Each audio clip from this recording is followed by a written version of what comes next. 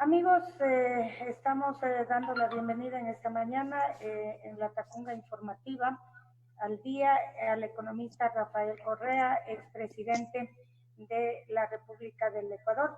Con él vamos a dialogar el día de hoy sobre algunos aspectos importantes que tienen que ver principalmente con nuestro país y algunos temas también polémicos con los que vamos a conversar con el economista para ir aclarando algunas dudas y algunas inquietudes.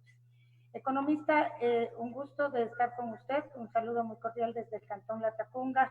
Siempre hemos querido conversar con usted en estos temas importantes y hoy más que nunca saber cuál es la opinión que tiene usted sobre la situación de la crisis sanitaria que estamos viviendo en el Ecuador. La situación ha sido bastante fuerte en el Ecuador, especialmente en una de las ciudades a las que usted pertenece, donde nació usted, que es Guayaquil, y la provincia del Guayas que está siendo afectada. En definitiva, todo el país está siendo afectada por esta pandemia.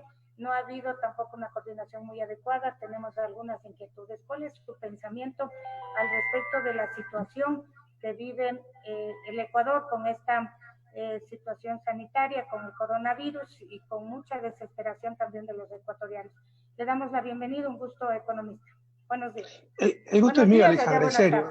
Sí, el gusto es mío porque qué emoción me da dirigirme a la Tacunga, Cotopaxi, mi segunda tierra. Pero usted ha dicho que hace tiempo buscaban una entrevista conmigo, siempre a la orden. Por el contrario, le agradecemos. Si tenemos una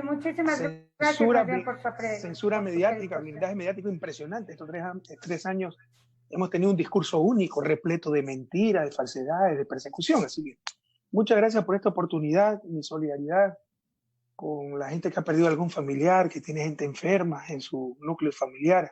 Créanme que eso me angustia profundamente. Yo estoy bien acá, pero materialmente, junto con mi familia, en buena salud, pero créanme que me destroza el corazón y el alma ver lo que está sufriendo mi país, como usted ha dicho, mi ciudad natal. Y el virus, no podemos ser responsables, no le vamos a echar la culpa del virus al gobierno, pero sí de la catástrofe. Yo me dije que cuenten con todo mi apoyo cuando dictaron el primer decreto de emergencia el 16 de marzo. Se necesita unidad, autoridad, pero eso no puede ser un silencio cómplice.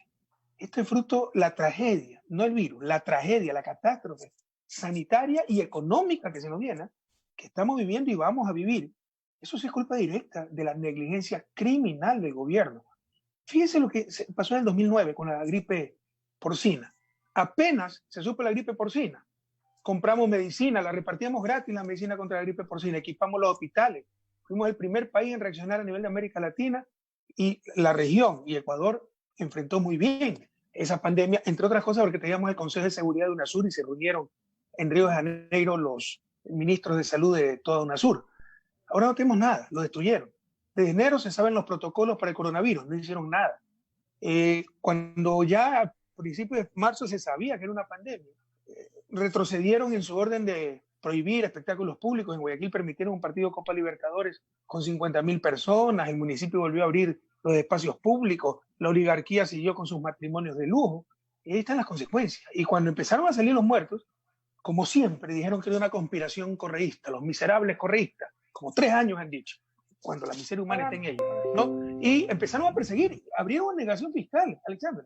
En cualquier rato lanzaban órdenes de prisión de nuevo contra nuestros compañeros, y todo había sido verdad. Los que mentían era ellos. Entonces, el virus no es culpa de ellos, la tragedia sí. Ahora, usted dice de la tragedia, pero dentro de esta tragedia también se le ha involucrado a usted en muchas cosas, que, como usted acaba de mencionar, y siempre se le involucra a usted en todas las cosas. Es decir, ¿cuál sería la alternativa que usted hubiese tomado en el caso de que hubiese estado usted en el mando, que usted estaba de presidente y había esta pandemia? ¿Cuál hubiese sido su actitud y sus acciones a tomar? Vean, los compañeros de la Tacunga y Cotopaxi, Uyachi y Machicuna, compañeros indígenas, deben entender esto. ¿Por qué su odio contra mí? Odio que sabía que existía, porque por primera vez los indígenas tenían escuelas dignas. La primera escuela del milenio que hicimos fue en Zumbagua. Carreteras que ya no era solo para Quito, sino para toda la patria, como el tremendo paso lateral de Cotopaxi. Entonces sabía que nos odiábamos, porque nosotros no nos sometimos a su poder.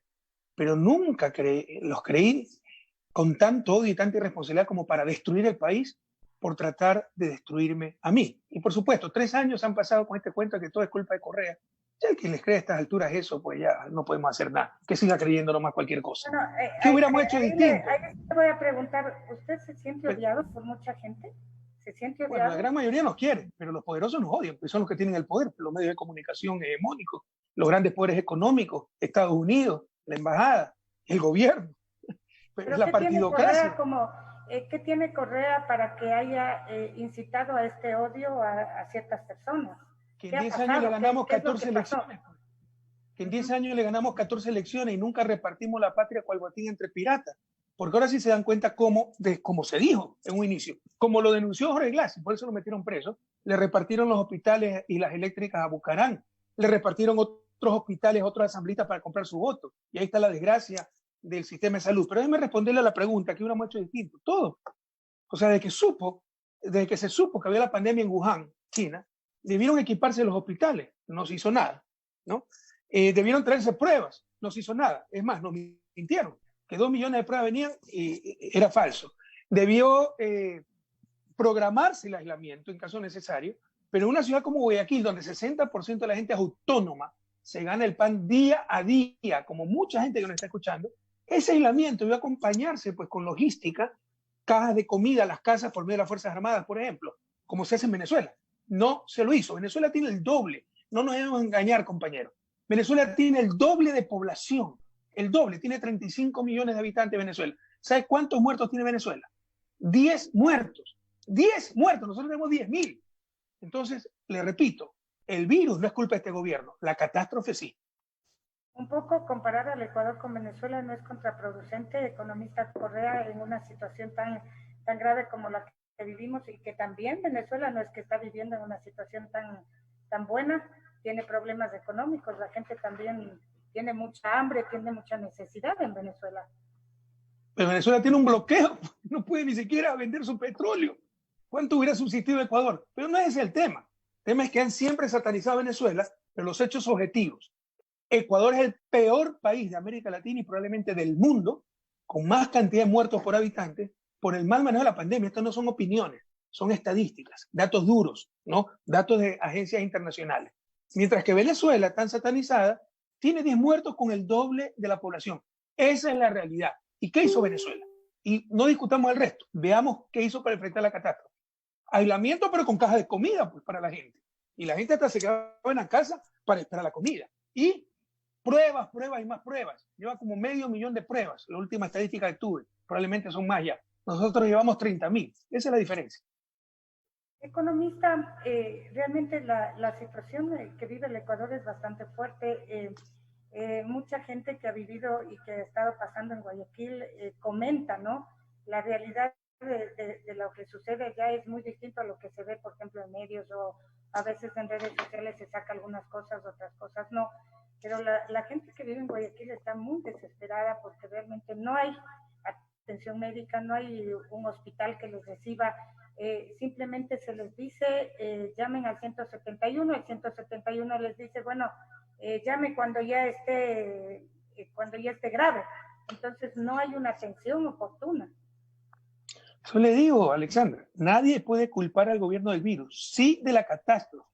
Tuvimos tiempo de prepararnos, no íbamos a salir sin costo, en Bélgica también hay muertos, pero no es una catástrofe como lo que estamos viviendo en Ecuador. Desde el principio, desde que se supo de esta epidemia, como se hizo en el 2009, no estamos hablando sin experiencia, sin antecedentes, como se hizo en el 2009, enseguida debieron conseguir pruebas, debieron preparar un potencial aislamiento con la logística de comida para la gente que se quedaba en las casas, debieron equipar los hospitales, por el contrario, los venían debilitando, despidieron miles de funcionarios del sistema de salud, o ya nos olvidamos de aquello, y luego, cuando con muertos diarios, centenas de muertos diarios, no equiparon los hospitales, dijeron que no había plata, y pagaron deuda externa.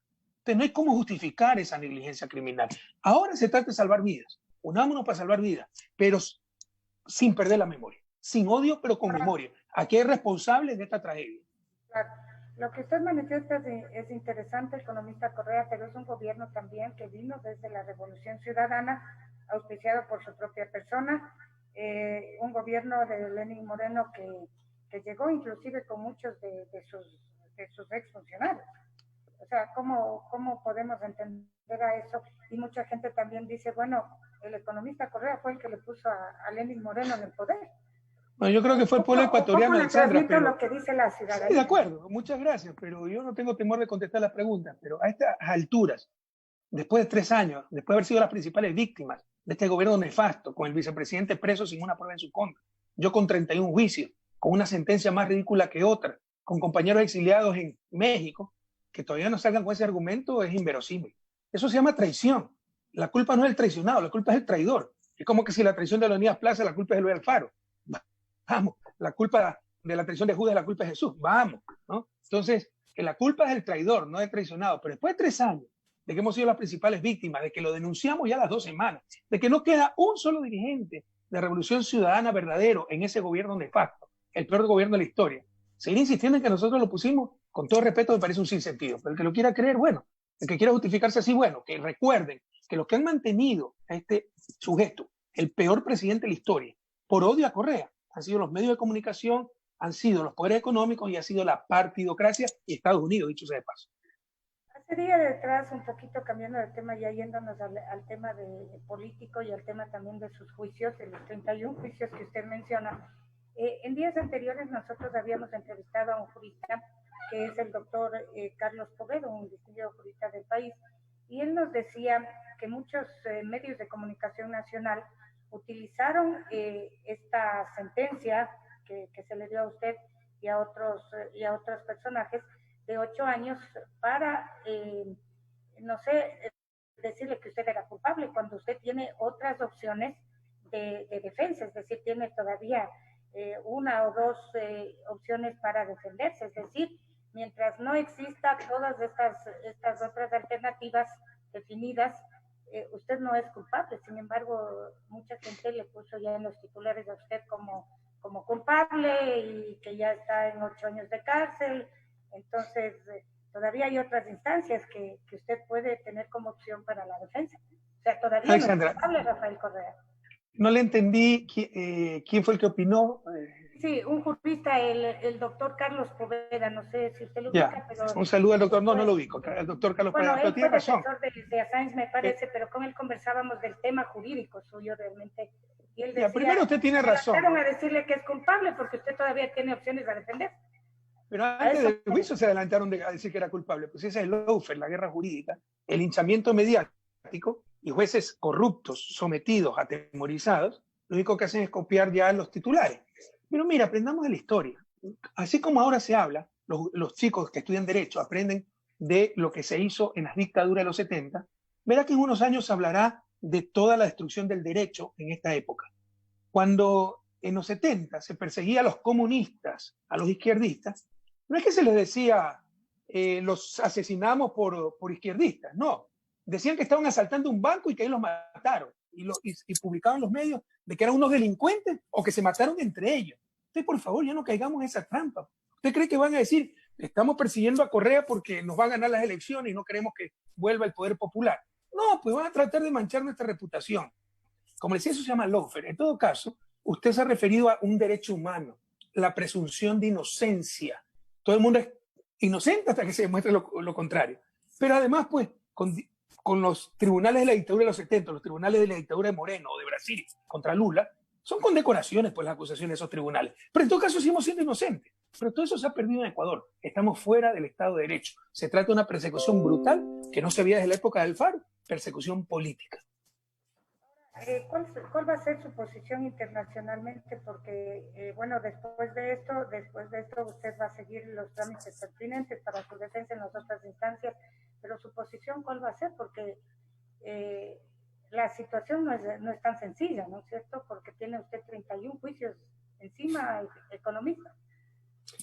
Esto no va a resistir el juicio de la historia, pero en todo caso usted da por sentado que vamos a perder la segunda instancia y la casación, como los medios de comunicación. No lo doy por sentado, pero... Yo estoy de acuerdo con usted. Es una posibilidad. Alexandra, yo estoy de acuerdo con usted. No tengo ninguna esperanza. Si se atrevieron en plena pandemia, en pleno estado de excepción, arriesgando jueces, abogados, periodistas, 2.000 causas represadas, se atrevieron solo a hacer la audiencia del caso Sobornos, que en verdad es caso Bochornos, apuraditos para ver si tienen una sentencia en firme antes de las próximas elecciones e impedirme participar, son capaces de todo. Pero nosotros no tenemos ninguna esperanza en la justicia, que no es justicia, en justicia ecuatoriana. Pero esto lo ganaremos a nivel internacional. ¿Usted cree que a nivel internacional un tribunal serio va a, le voy a leer textualmente lo que dice la sentencia, va a aceptar argumentos así? Con un poder tal, el procesado Rafael Correa Delgado ejerció sus funciones como presidente constitucional de la República del Ecuador 2007-2017. Esto lo dicen los jueces en la sentencia.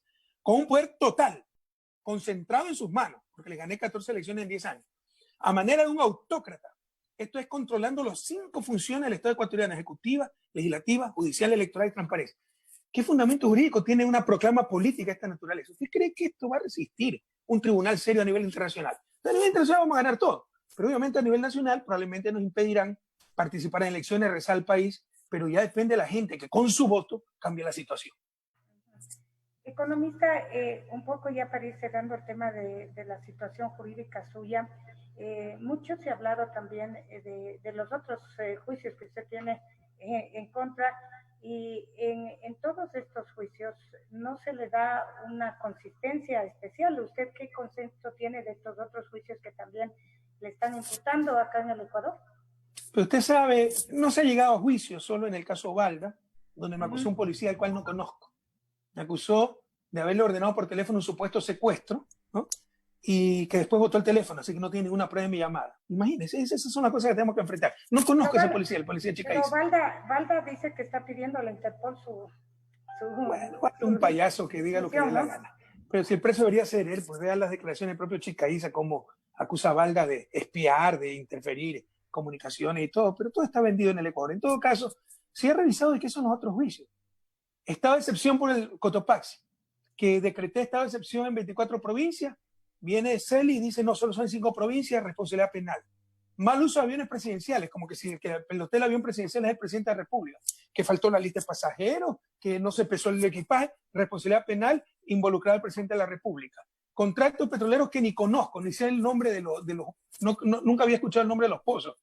Que deuda externa, que sobreendeudamiento, que es mentira, ya se ha demostrado, pero si hubiera sido verdad, ¿desde cuándo eso es penal? Entonces ya es cualquier cosa, es para ahogarnos, una estrategia y parcialmente exitosa, pero malvada, antidemocrática, inescrupulosa, inmoral, para tenernos ahogados en juicio y uno que esté solo pensando en cómo defenderse, trabajando no para comprarse una casita, un carro, sino para pagar abogados. Y, por supuesto, buscando trabajo por todos lados, teniendo 3, 4 trabajos para poder generar ingresos y poder pagar los abogados. Entonces eso es lo que busca, además de intentar, pues, asesinar nuestra reputación.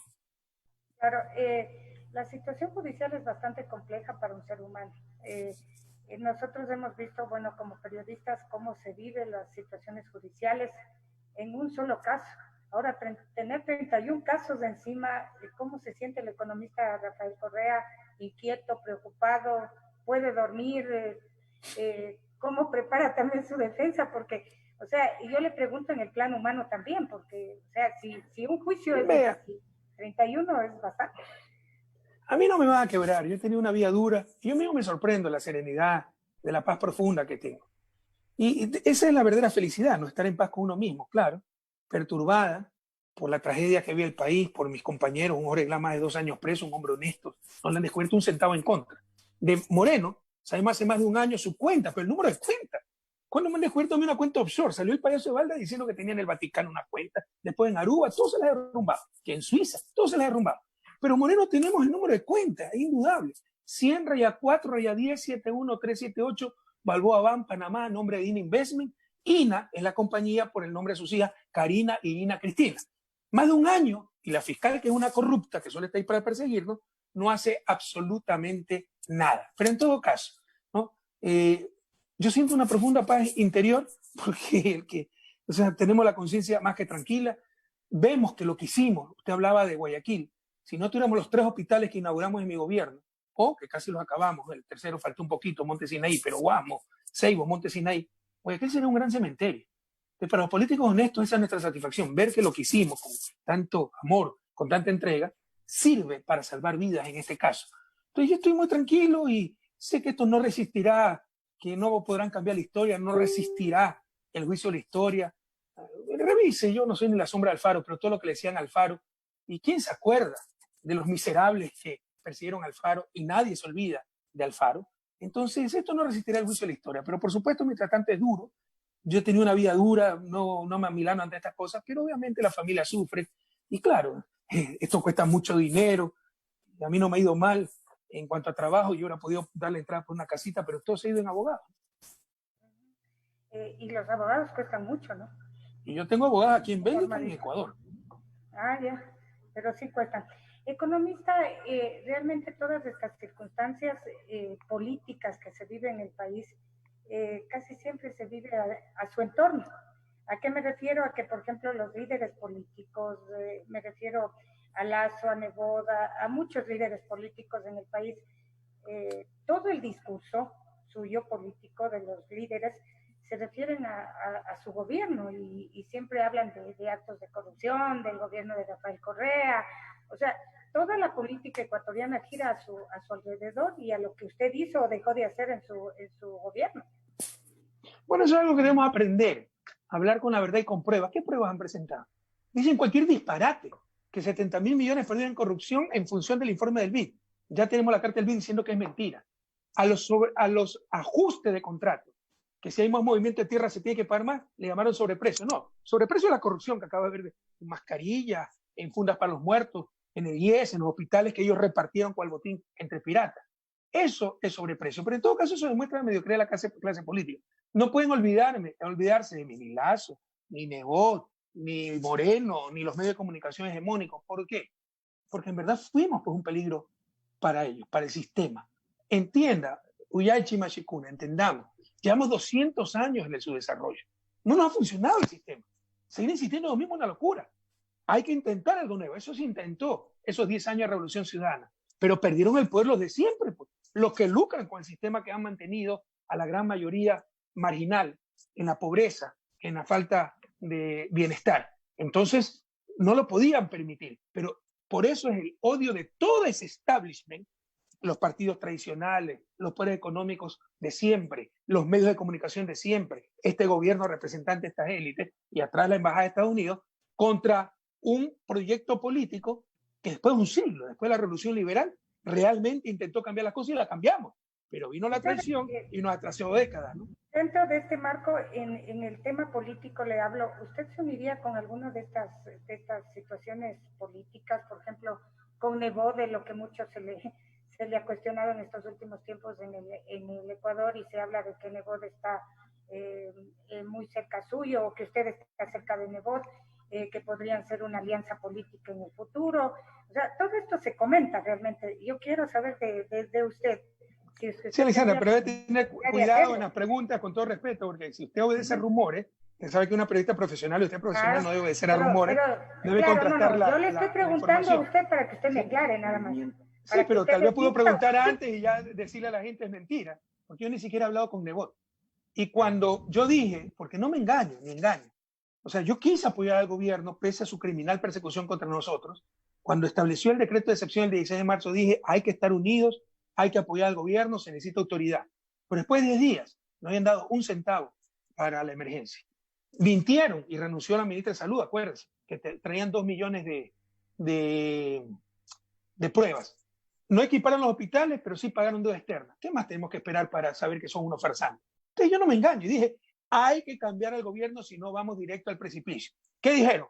Correa, politiquero, quiere aprovechar la crisis para sus afanes políticos. Entonces dije, pongan al peor anticorreísta. Y dije, pongan a un Jaime Nebot. Entonces ya estoy con Jaime Nebot, ya asociado. O sea, pero en todo caso, Alexandra, entonces de esta situación? Aquí una idea fuerza. Las personas somos los que en la crisis demostramos ser. Ecuador está en crisis, ¿no? Nebot pudo aceptar esa propuesta y aceptar el liderazgo. Y se arrugó, se escondió. Que quede para la historia. Porque necesitamos un liderazgo hasta las próximas elecciones o el país va directo al precipicio. Ahora no tenemos nada, no tenemos nada. Para no salirme del contexto de las elecciones, economista Correa, en el Consejo Nacional Electoral se propone algunas alternativas, no se ha pospuesto las elecciones ni se va a posponer según lo que se ha anunciado, y se anuncia por parte del Consejo Electoral que se va a hacer las elecciones en el 2021 y se está buscando algunas alternativas Entre estas alternativas serían el que hay un voto tal vez a nivel de internet, otro voto electrónico, otro voto en 3 días, o sea, un día las mujeres, otro día los varones. ¿Cuál es su criterio? ¿Debería posponerse las elecciones o debería continuar el proceso electoral como se ha planificado en el Ecuador? No posponerse las elecciones, el voto electrónico es tremendamente caro, cuesta como 60 millones de dólares, sería una locura en esta crisis tratar de implementar el voto electrónico, además que nadie confía en las autoridades, han destrozado la institucionalidad del Estado. No veo mal que se trate de programar un día mujeres, otro día hombres para distanciar a los votantes, pero en todo caso, Alexandra, anote si quiere. Ellos tienen dos opciones. Una, atrasar las elecciones, lo cual sería rompimiento constitucional, y tratar de sacar una sentencia definitiva, en el caso sobornos contra mí, para impedirme participar, o mantener las elecciones, pero si no logran sacar esa sentencia definitiva, van a buscar, anote si quiere lo que le digo, eliminar compromiso social para que no podamos participar. Ese es el plan de Celi con Romo. Apenas pase la cuarentena, van a intentar esta segunda alternativa, porque ya el CNE ratificó la fecha de las elecciones. Lo que ellos buscan es no permitirnos participar porque saben que los derrotaremos en las elecciones y la patria volverá a las manos de la grande mayoría. Ahora con usted en Bélgica, realmente y con la situación jurídica suya, no va a poder ser candidato realmente economista. ¿Cuál sería la opción que tendría el pueblo ecuatoriano desde su visión en estas próximas elecciones? Mira, lo importante no soy yo. Mi plan de vida era estar en Bélgica. Mi plan no era ser candidato. Por supuesto, tampoco puedo ser responsable. Después de la destrucción que han hecho, si una candidatura mía mejora las posibilidades de victoria, tengo que estar ahí. Pero yo no soy lo importante. Lo importante es que esta gente nunca más vuelva al poder. Que vuelvan esos 10 años de felicidad, de dignidad, de orgullo nacional, que fue la Revolución Ciudadana. Y sin odio, pero con memoria, esta gente responde ante la justicia por todo lo que ha hecho, la represión de octubre, la negligencia criminal frente a esta emergencia, pagar deuda externa pero quitarle plata a los colegios, quitarle plata a las universidades. Así que, estando yo de candidato o no, estando de poder o no, la gente tiene que votar por Compromiso Socialista 5, Revolución Ciudadana, para volver a esas políticas que tanta prosperidad, tanta alegría, tanta felicidad nos dieron. Economista, un poco cerremos el tema político, pasemos a otros temas también. Yo quisiera hablar también de su gobierno, un poco enfocar la infraestructura de salud, toda esta infraestructura que usted dejó en su gobierno y que en algunos casos no se ha podido concluir, en otros casos se ha paralizado algunas situaciones. ¿Cuántos hospitales, cuántos centros de salud usted pudo construir y mejorar en el país, que ahora nos sirve, porque no es que no nos sirve en esta pandemia, tenemos por lo menos una infraestructura adecuada? De hecho, Tungurahua y Cotopaxi, la infraestructura de salud quedó casi completa, porque acuérdese, nos podemos equivocar, pero hay que reconocer los errores y tratar de compensar por esos errores. En un momento dado dijimos que íbamos a construir un hospital nuevo a Ambato y otro a Cotopaxi, porque los informes nos dijeron que no servían los hospitales antiguos. Y obviamente, por más que uno esté atrás de las cosas, como uno no hace los estudios, tiene que creer en los supuestos expertos. Después, no, sí se puede, ¿cómo se dice esto? Rehabilitar, ¿no? Y modernizar los hospitales. De frente a esa contradicción, yo le dije a la Tacunga, a Cotopaxi, a Ambato y a Tungurahua, bueno, señores, nos equivocamos, no va a haber hospitales nuevos, vamos a repotenciar, esa es la palabra, los hospitales originales, que por ejemplo en Cotopaxi, en la Tacunga es prácticamente un hospital nuevo, una tremenda torre nueva, ¿no? Pero por esta equivocación vamos a dar prioridad a Tungurahua y Cotopaxi con los centros de salud y completar esa infraestructura de salud. Creo que en Cotopaxi hicieron como 13 centros, pero son centros espectaculares, pues otros tantos en Tungurahua. En total habremos hecho unos 70 centros de salud, pero de primer nivel, y habremos hecho entre hospitales nuevos y totalmente repotenciados unos 52, 58 hospitales. Esta infraestructura, bueno, sin duda alguna es muy útil en esta situación que vivimos, en esta crisis sanitaria, eso es indudable. Quiero pasar también a otro tema, el tema de los aeropuertos. Hubo inversiones bastante interesantes en los aeropuertos de todo el país en su gobierno. Algunos aeropuertos no logran despegar, uno de ellos es el aeropuerto Cotopaxi, que bueno, ahora con la pandemia menos, pero antes igual, no ha logrado repuntarse. Y algunos aeropuertos en los que se invirtió muchísimo dinero no han logrado ser útiles. Bueno, no se invirtió muchísimo dinero, fueron intervenciones prácticas. Por ejemplo, el de Tena, que dicen, sí, tal vez con más problemas tenemos, ya, el tremendo aeropuerto, 40 millones, está sin utilizar. La gente se olvida que cuando llega al poder, Gutiérrez le había ofrecido a Napo un aeropuerto internacional de 80 millones y nos amenazaron con huelga y todo eso. Y como el aeropuerto antiguo estaba en el centro de Tena, ahora es tremendo parque urbano, hecho por el gobierno de Revolución Ciudadana, hicimos el otro aeropuerto. Pero ¿a quién le toca que desarrollar eso? O sea, uno no puede hacer todo. Le toca a las fuerzas productivas locales. Si lea la Constitución, Alexandra, artículo 260, me parece que 263, el desarrollo productivo es responsabilidad de los gobiernos provinciales. Ya hace la inversión el gobierno nacional. En el caso de Cotopaxi mejoramos terminal, mejoramos pista. Ya le toca pues promocionar el aeropuerto, tratar de atraer compañías de carga, compañías de pasajeros a los gobiernos locales. No se lo hizo así. Sin embargo, en el caso de la Tacunga tengo que agregar algo. Usted no se imagina cómo uno tiene que luchar contra el centralismo. La memoria es frágil. No se olviden, cotopaxenses. Ahí están las noticias. Cuando llega el gobierno, el acuerdo que estaba firmando Paco Moncayo, alcalde de Quito, con la empresa que luego se llamó Quipor, en ese entonces no me acuerdo cómo se llamaba, se comprometía a no permitir el desarrollo del aeropuerto de la Tacunga para darle todo el negocio al de Quito. Yo rompí esa trampa, pero pese a eso, cuando ya salimos del gobierno, volvieron a sus ataques para impedir que se desarrolle el aeropuerto de la Tacunga. Pero la responsabilidad de ese desarrollo es sobre todo de las fuerzas locales del Consejo Provincial. No entiendo por qué no se desarrolla si ustedes tienen tremenda exportación de flores y de ahí pueden salir las flores de exportación. Es que exclusivamente es lo que usted manifiesta, economista, porque, claro, las fuerzas económicas se concentran en Guayaquil, en Quito. Entonces, las provincias como Cotopaxi se quedan un poco aisladas de esta situación y de alguna u otra manera nos vencen, pues, ¿no? Y el aeropuerto ha quedado ya hasta sin vuelos. Pero Alexandra, yo sí creo antes por lo menos teníamos vuelos de carga, ahora ya no. Con la unión del Consejo Provincial, más los exportadores de flores, si pueden hacer algo más en la Tacunga. Ya no hay que quejarse. ¿A quién van a quejarse? Claro, este gobierno es centralista, ¿ya? Pero pueden hacer algo más, pueden enfrentar al gobierno y lograr que la carga salga, sobre todo de flores, de la Tacunga, pero ya es responsabilidad de las fuerzas locales. Y también hay una cierta situación porque allí la situación de la Dirección de Aviación Civil, también hay muchas trabas, ¿no es cierto?, dentro del tema legislativo, del tema de leyes, y algunos gobiernos provinciales, inclusive del centro del país, han querido organizarse, pero no se ha podido realmente hacerlo como debería ser. Economista, estas entre las otras inversiones que usted hizo en su gobierno, las carreteras también, que son cuestionadas en muchas ocasiones por el tema de sobreprecios, y en uno de esos juicios que usted tiene también se analizan el tema de los sobreprecios. ¿Qué nos puede decir usted al respecto? ¿Existió sobreprecios? ¿Qué pasó allí? ¿Usted tal vez confió demasiado en sus funcionarios? ¿Me puede repetir la pregunta, Alexandra? Porque como se me estaba descargando el celular y cambié la conexión de los audífonos por el cable para cargarlo y no escuché la pregunta. Pero sí me escucho, ya.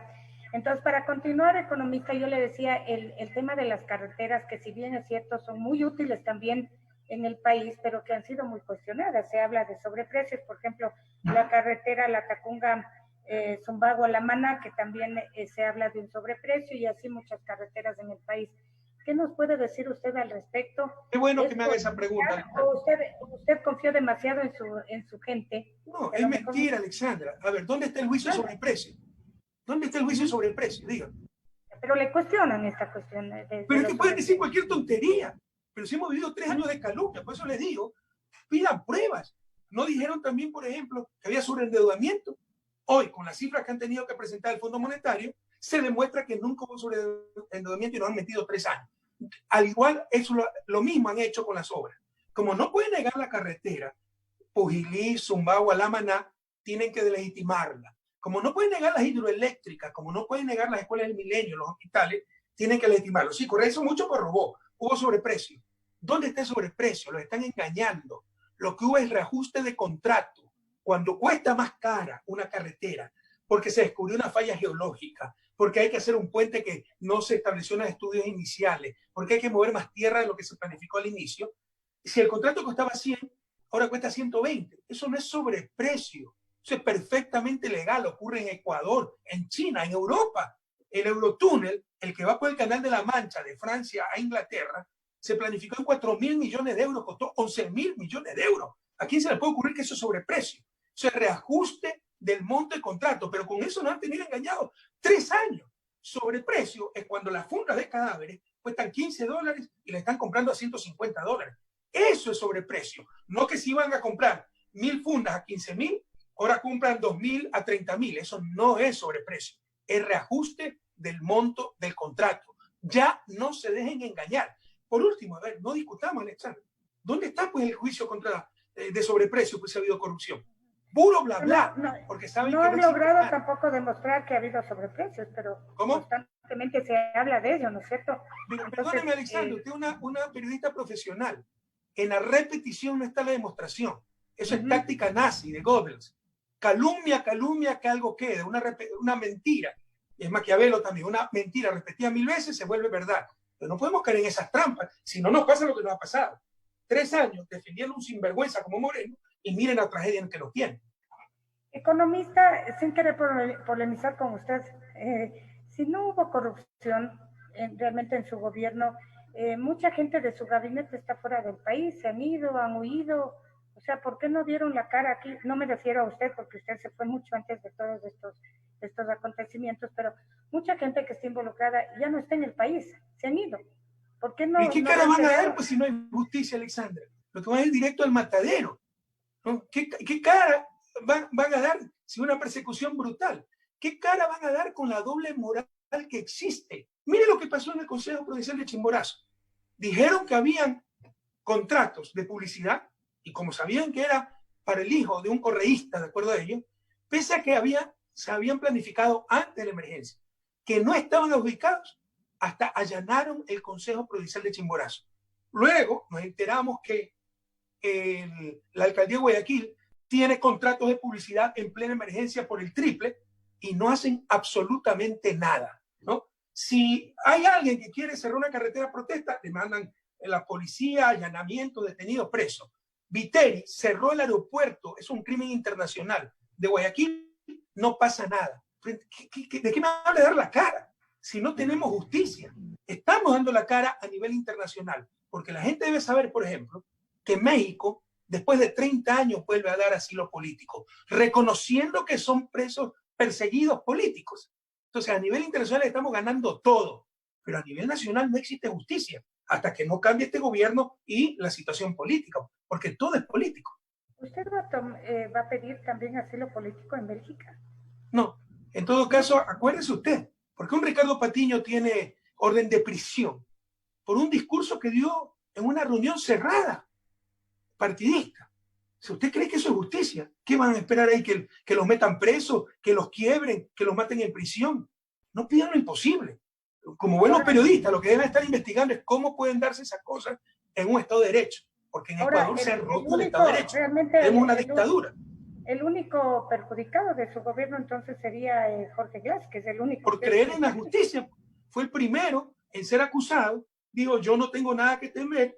Doy la cara a la justicia. Y mire lo que pasó, pues. O ya se olvidó. Lo acusa Odebrecht, preso Jorge Glass, y los corruptos confesos de Odebrecht ni siquiera fueron acusados. Ni siquiera fueron acusados. Para robarle la presidencia, la vicepresidencia, lo sentencian con un código derogado. Derogado. ¿Se imagina la barbaridad que es eso? Jorge va a ganar su juicio a nivel internacional. Lastimosamente eso demora 8 o 10 años. Mientras tanto, sigue en la cárcel siendo un hombre honesto. Economista Correa, el asunto de la deuda externa también preocupa en el Ecuador. Hace días o hace semanas atrás se pagó un monto a la deuda externa. Otros países, por ejemplo, han planteado la moratoria de esta deuda. El Ecuador no lo ha hecho. Más bien, en plena crisis económica se pagó una cantidad de dinero que podría ser utilizado para la emergencia. ¿Cuál es su criterio y la situación de la deuda externa, cómo debe ser tratada en esta crisis tan dura que estamos viviendo en los ecuatorianos? Ya le contesto su pregunta, pero déjeme terminar la reflexión final anterior, porque es muy importante. Mira, Alexandra, un gobierno honesto no es el que no tiene caso de corrupción. El que diga eso es un mentiroso. En 10 años, ¿cómo no vamos a tener caso de corrupción? Otra cosa es solapar la corrupción. Y jamás hemos permitido eso. Sepan ustedes que cuando yo llegué al gobierno, muchas empresas, pero Odebrecht me acuerdo clarito, daba tremendas canastas navideñas con whisky Johnny Walker azul, que es la clase más cara de Johnny Walker. Les mandé a devolver sus canastas y prohibí que se recibieran hasta canastas navideñas en la presidencia. Y ahora somos los culpables de haber recibido cocho y de Odebrecht. O sea, ya es una verdadera locura. El gobierno honesto no es el que no tiene caso de corrupción. Nosotros eliminamos muchísima corrupción, las que vienen en registros civiles, en aduanas, en inmigración, en la Policía Nacional, en el sistema judicial. Lo que no pudimos eliminar es esa corrupción de cuello blanco a través de paraísos fiscales, pues hasta que no se prohíban los paraísos fiscales. Nosotros prohibimos paraísos fiscales para los funcionarios públicos, no se respeta ya esa decisión ordenada por el mismo pueblo ecuatoriano en las urnas. Entonces, no se olviden, ha vuelto esa corrupción generalizada, hasta en las fundas para los muertos. Nuestro gobierno se desterró eso. No pudimos evitar esa corrupción de cuello blanco a través de los paraísos fiscales, porque hasta que sigan esos paraísos fiscales, guaridas de capitales deshonestos, seguirá esa corrupción. Entonces, eso debe ser una acción conjunta a nivel global. Respondo a su pregunta de deuda externa. Mire, las políticas económicas y en general públicas responden a quienes tienen el poder. Cuando nos dicen, no se puede dejar de pagar deuda externa, pero sí se puede dejar de pagar sueldo de maestros, sí se puede dejar de pagar el bachillerato internacional, sí se puede dejar de bajar el presupuesto de las universidades, sí se plantea hasta posponer elecciones en un país democrático, significa que tienen el poder los tenedores de deuda, que son los propios banqueros.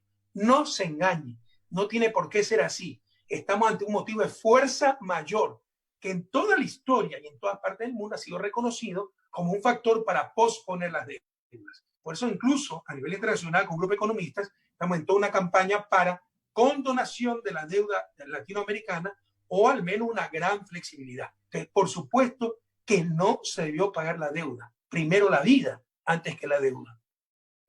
Estamos de acuerdo, creo que en eso, economista Correa, porque los ecuatorianos debíamos tener algún tipo de inversión y de ayuda en esta época de pandemia. Pagar la deuda externa como que se sintió un poco indignada la ciudadanía en el sentido de la situación sanitaria en que vivimos, ¿no? Pero si hasta el Fondo Monetario y Banco Mundial dijeron que no había que pagar. Esto fueron más lejos de lo que exigían los propios organismos multilaterales. Porque ellos son los que tienen la deuda. Alexandra, no se engañen. Son los propios banqueros que están cogobernando con Moreno.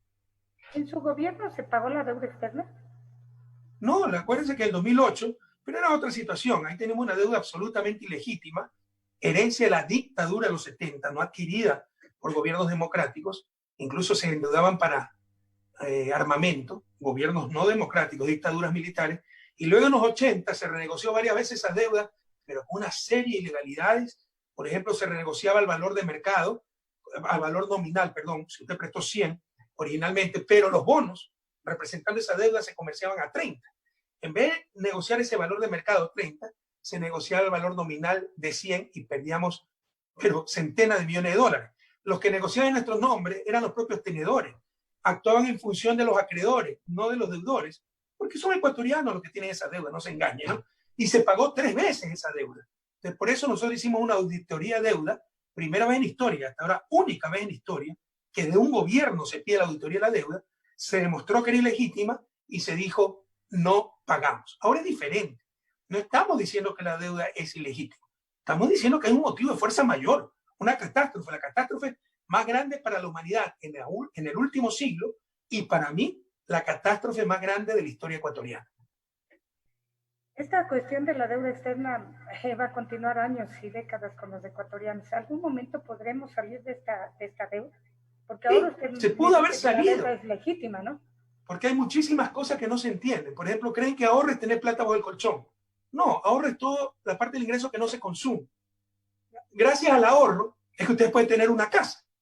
Porque quiere decir que, aparte de los gastos cada mes, comida, salud, etcétera, quedó platita para irse comprando una casa.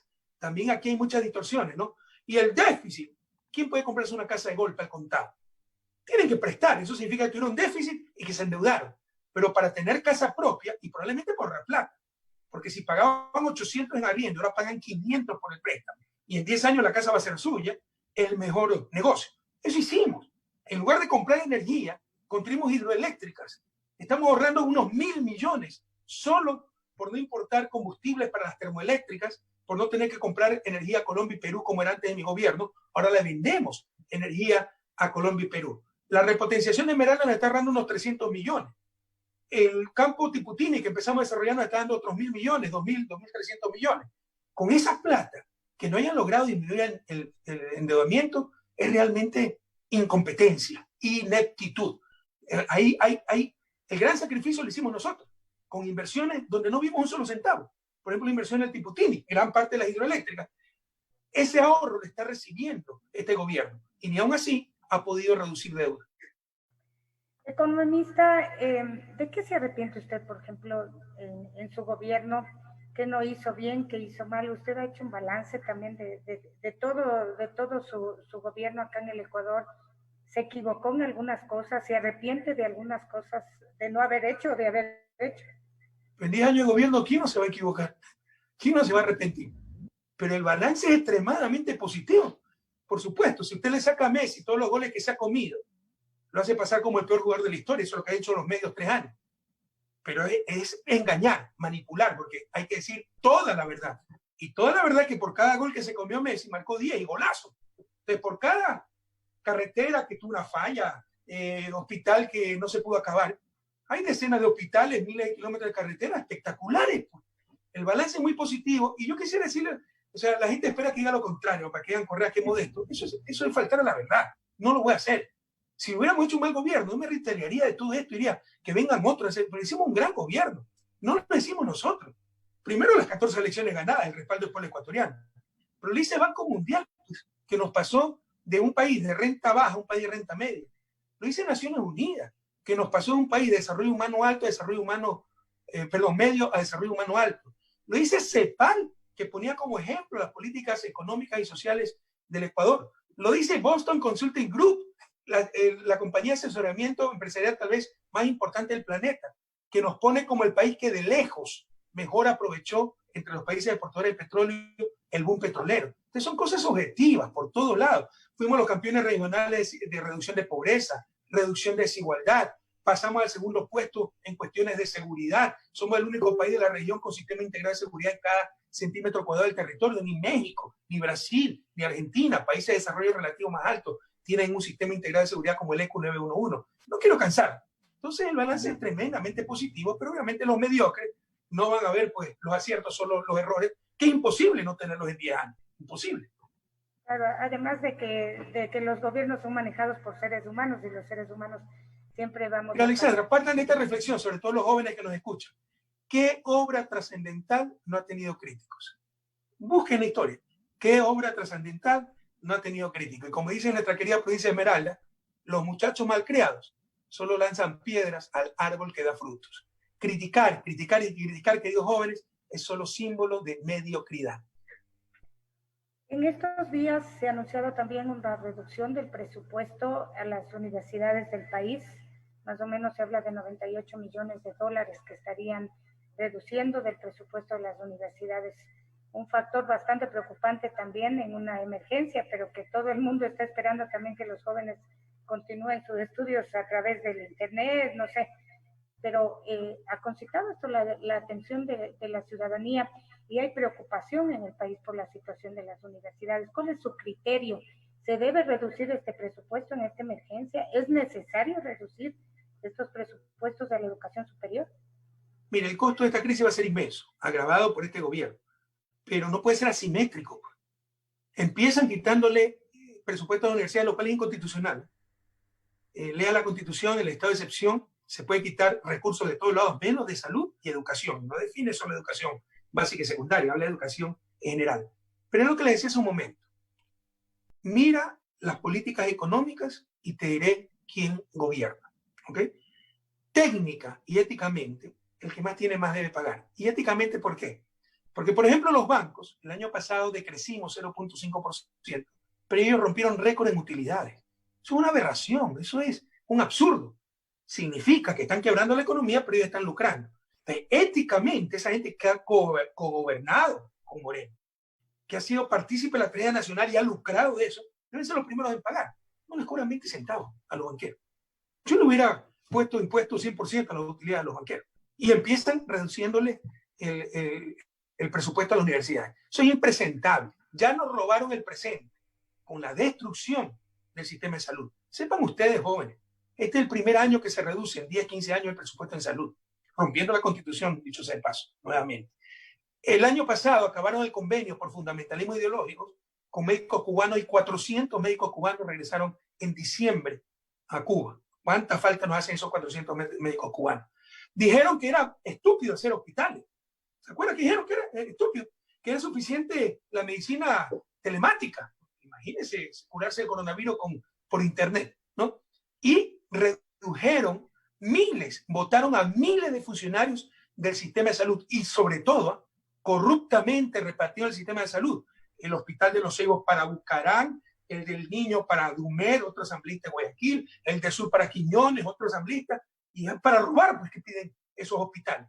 Entonces, un desastre el sistema de salud. Entonces, dime para quién gobiernas y te diré quién eres. En lugar de cobrarle más a los que más tenían y a los que lucraron con este gobierno, empiezan por la universidad. Ya nos robaron el presente destruyendo el sistema de salud. Ahora nos quieren robar el futuro destruyendo la educación. ¿No hay nada positivo que usted pueda rescatar del actual gobierno? ¿Ahora en esta crisis o en general? En general le pregunto. Mire, ha sido tan malo el gobierno, tan falta de principio, de técnica, tan inepto, tan entreguista que no veo nada. O sea, tal vez sí, estoy cegado. Solo recuerdo la entrega de Julian Assange a los gringos, cómo Moreno ha ofrecido el tren playero, discoteca en Yacha y el quinto puente en Guayaquil, cómo dijo que el puente binacional con Colombia era para que pasen los guerrilleros o narcotráfico. Sinceramente, en este momento no se me viene a la mente nada positivo que haya hecho este señor, que además es un corrupto y verá cómo no escapará a la verdadera justicia cuando pierdan el poder. Por eso están tan desesperados de que no pueda participar, porque es cuestión de vida o muerte para ellos mantener el poder, porque saben si no, se van a la cárcel. De otra forma, se van a la cárcel. Economista, uno de los temas también que causa mucha inquietud ya desde hace años atrás es la situación que vive el Seguro Social. Estoy hablando del Instituto de Seguridad Social de las Fuerzas Armadas, el Instituto de Seguridad Social de la Policía Nacional y del mismo IES, ¿no? Pero está en un debate esta situación, economista, en el sentido de que las personas que dirigen estos institutos no están de acuerdo con algunos cambios que se dejaron desde la época del economista Patiño. Inclusive ellos le han puesto una ley Patiño, que ellos no están de acuerdo de que les quiten la autonomía. Esto inició prácticamente en su gobierno y continúa esta lucha para estos institutos de seguridad social. Vea, usted citó la palabra clave, y esto debe entender el pueblo ecuatoriano. O sea, ¿qué sacamos nosotros peleándonos contra los militares? Lo que buscamos es el bien común, pero aquí se hicieron repúblicas independientes, sistemas de seguridad privilegiados. Sepa usted que solo ahorita será un 40% de la fuerza laboral que tiene seguridad social, el 60% todavía no tiene nada. Y usted como estadista tiene que velar por los que menos tienen, no por los que más tienen. Pero los que más tienen son los que tienen más poder, se habla en los medios de comunicación. Entonces, por ejemplo, el sistema de seguridad social de las Fuerzas Armadas, ¿no? Autonomía. La autonomía empieza por la autonomía financiera. Sepan ustedes, por todo lo que me están escuchando. Cuando hay ancianos, tercera edad, que no tienen un centavo de jubilación. Yo sí creo que hay que hacer reformas ahí. Yo no, ya le digo, no engaño, yo no es que hablo de acuerdo a coyuntura, de acuerdo al público, no he revisado esa parte de la ley del gobierno, no podría argumentar al respecto, pero en principio, ¿no? Sí hay grandes fallas en el sistema de seguridad social del país donde se hicieron estancos, repúblicas independientes, policía, Fuerzas Armadas, y está bien, si son cosas razonables.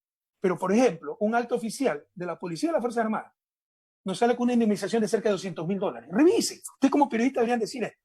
No, es plata de los propios soldados, de los propios policías. Falso.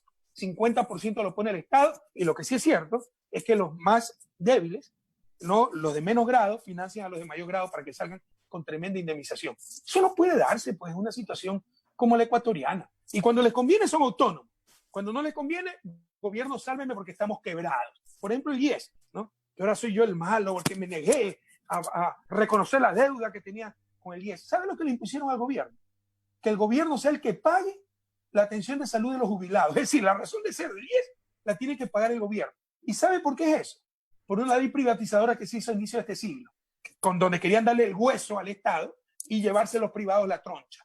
Pero eso defiende mucha gente porque no sabe lo que habla. Y que el seguro social es de los afiliados y de los jubilados y trabajadores. Perfecto, entonces que no le pidan pues los 1.400 millones de subsidios al gobierno, pero seamos coherentes. Cuando les conviene, son autónomos y son una cooperativa de ahorro y crédito.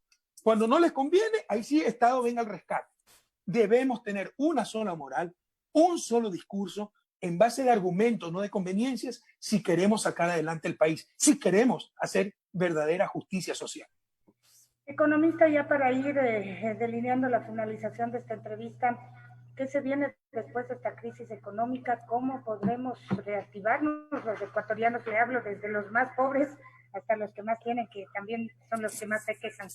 Pero, ¿cómo reactivar la economía ecuatoriana una vez que concluya esta pandemia que va, me parece, a durar algunos meses? ¿Cómo incentivar también para que el ecuatoriano busque motivación para una reactivación adecuada? Porque realmente en esta situación que estamos, la mayoría de ecuatorianos sí estamos desmotivados, sí preocupados, muchos ecuatorianos están muriendo también por este virus y la situación de esas familias es incierta.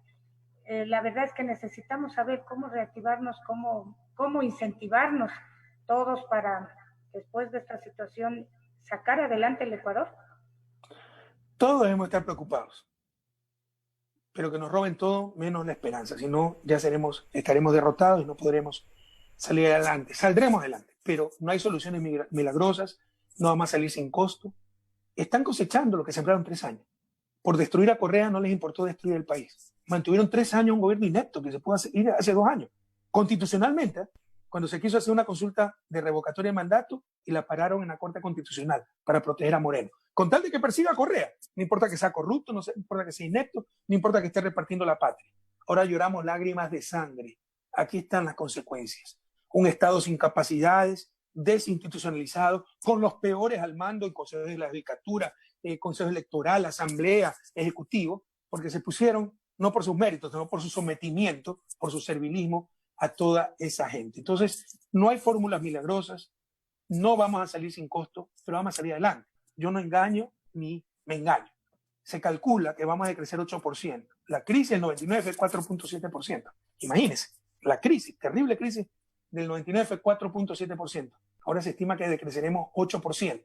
Ya no va a haber esa válvula de escape que se llama migración, tan dolorosa, pero válvula de escape al fin y al cabo, porque ya hay visa Schengen en Europa, porque Estados Unidos pone una serie de barreras a la migración. Entonces va a ser una cuestión social muy complicada, la pobreza va a aumentar mucho, el desempleo, la desigualdad. Lamentablemente hasta en esta crisis siempre hay los sabidos cercanos al poder que ganan, por eso les gusta mantener al poder entreguista como el de Moreno. Saldremos adelante, pero con mucho costo. Lo terrible es que están haciendo exactamente lo contrario a lo deseado. Por ejemplo, frente al derrumbe del precio del petróleo, frente al costo de la pandemia, hay que cuidar hasta el último dólar. Había que poner control de capitales, evitar que salgan divisas por importar Nutella, evitar que salgan capitales. No hicieron nada. Hay una crisis fiscal, dice, la crisis sobre todo externa, pero también hay crisis fiscal. Pero le redujeron impuestos al papel periódico para congraciarse con los medios de comunicación, eliminaron el anticipo del impuesto a la renta, flexibilizaron el impuesto a la salida de divisas para facilitar la especulación financiera, redujeron aranceles para liberar el comercio porque los importadores cogobiernan. Entonces, acrecientan la crisis. No es que la mitigan. No vamos a salir sin costo, pero hay que tratar de reducir el costo y esta gente lo está aumentando. Y obviamente que el costo caiga sobre los más pobres. La situación es durísima, durísima. Y lo peor, ya a nivel sanitario está ocurriendo, como dije hace 2 o 3 semanas, pero a nivel económico lo peor está para venir. Y lo peor es que este gobierno está exacerbando la crisis, no la está controlando.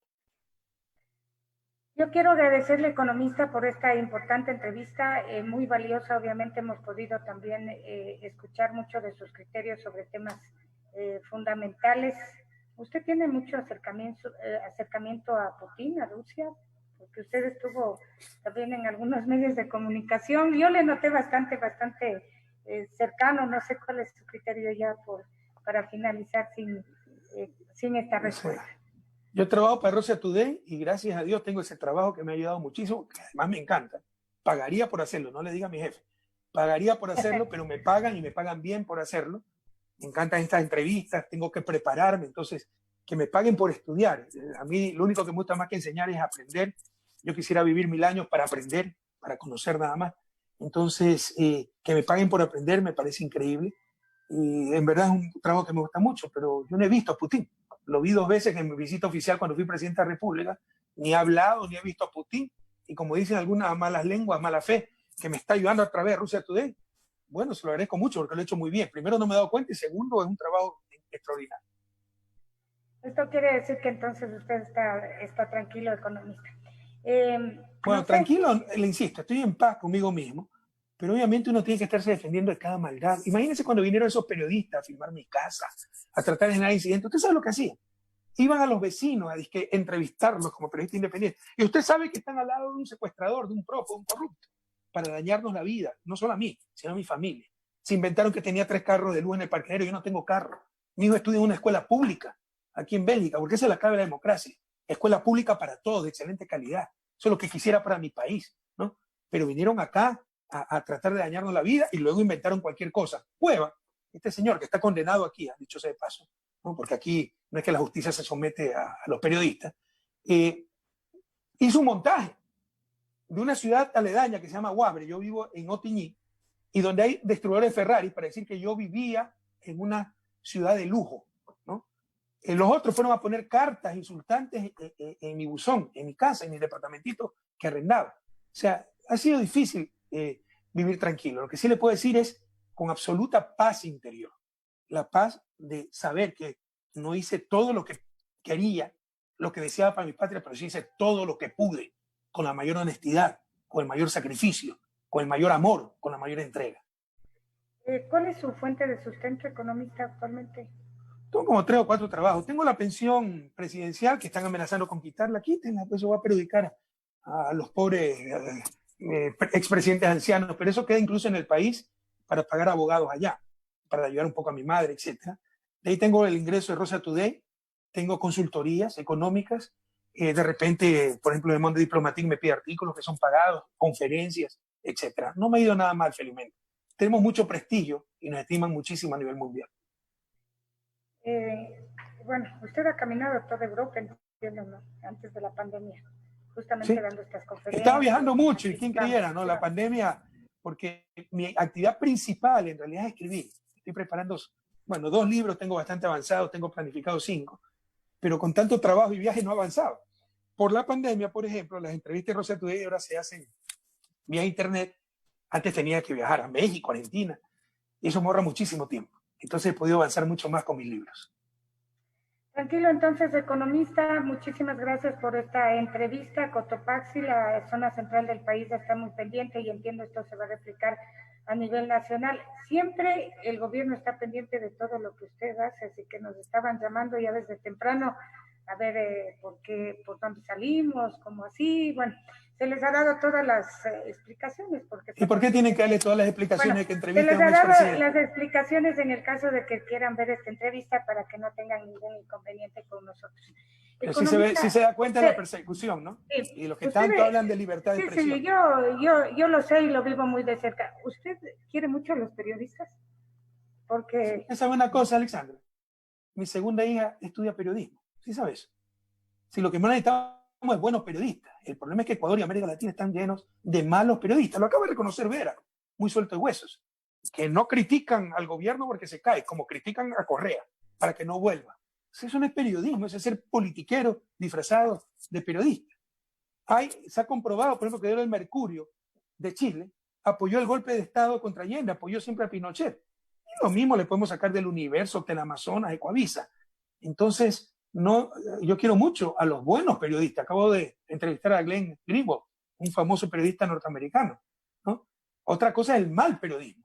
A ese mal periodismo todos lo debemos combatir, porque no son guardianes de la democracia, nos han robado la democracia. Sin adecuada información, no habrá democracia. Muy bien, economista, muchísimas gracias. Que pase bien, un abrazo fuerte. Qué gusto verla, Alexandra. A su familia. Me ha dado mucho gusto. Yo quiero mucho a La Tacunga, me encanta la ciudad, el centro histórico, y esas luces de noche que tiene preciosas. Un abrazo a Sumbawa, ¿no? Que es mi segunda tierra. Hazte un saludo a mi Machicuna, hazte un saludo a mi Tucuicuna. Y bueno, a Cotopaxi y la Sierra Central de la patria entera, ánimo. Son momentos durísimos. Para mí son los momentos más duros de la historia del país, pero como siempre saldremos adelante. Que nos roben todo, menos la esperanza. Un fuerte abrazo a todos. Un abrazo también a usted, economista. Gracias, Alessandra. Muchísimas gracias.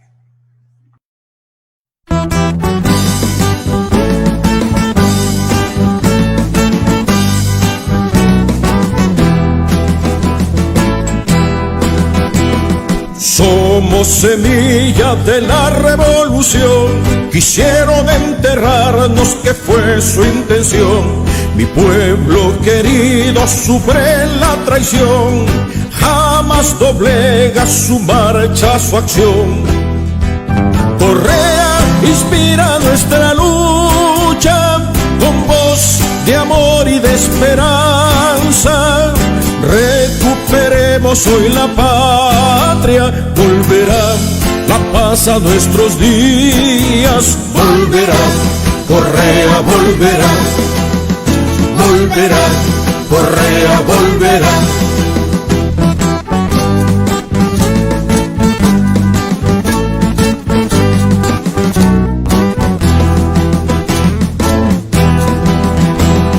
Llegó el momento de la rebelión, llegó la hora de alzar nuestra voz. Todos llevamos la fiel convicción que alimenta la revolución. Firmes con el compromiso de luchar y recuperar la patria, patria altiva por siempre, muy justa, muy libre y soberana. Volverá, Correa volverá, volverá, Correa volverá, volverá, Correa volverá, volverá, Correa volverá.